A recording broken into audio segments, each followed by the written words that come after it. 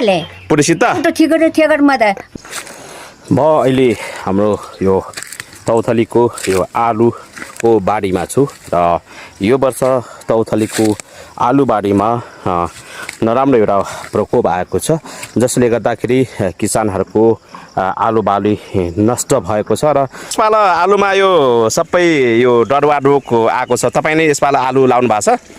लाउँदा भए थियो त्यो सबै के किरा काँबो किरा भन्छ के भन्छ त्यसले खाइदियो। त्यो के पहिला पातमा लाग्ने अनि पछाडि बोट नष्ट हुने हो? हो त्यो के भन्छ त्यो किरालाई? त्यो डरुवा भन्छ। डरुवा किरा?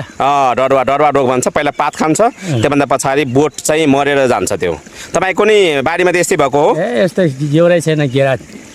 तल चाहिँ फल फलेको थिएन, आलु फलेको थिएन सानो सानो फल्यो। कति रोप्नु भएको थियो?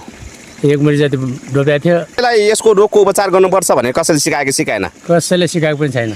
यो तपाईँले आफ्नै घरको बिउ राख्नु भएको थियो कि बाहिर किनेर ल्याउनु भएको थियो? किनेर ल्याएको सबै हो? सबै किनेर ल्याएको। तपाईँले डरुवा रोग नियन्त्रण र यो यसलाई कसरी उपचार गर्नुपर्छ भने कसैले तपाईँले सिकाएको छैन? कसैले पनि जानकारी दिएको छैन। अब तपाईँ निस्कर्दम निस्कर्दम तर पुया यहाँ नखा पे छे तरा पुया बुया यांगन है यहाँ Yang tian siar kira. हेउ गिरा गुल खादै पिन तपे Mai citi pin tope.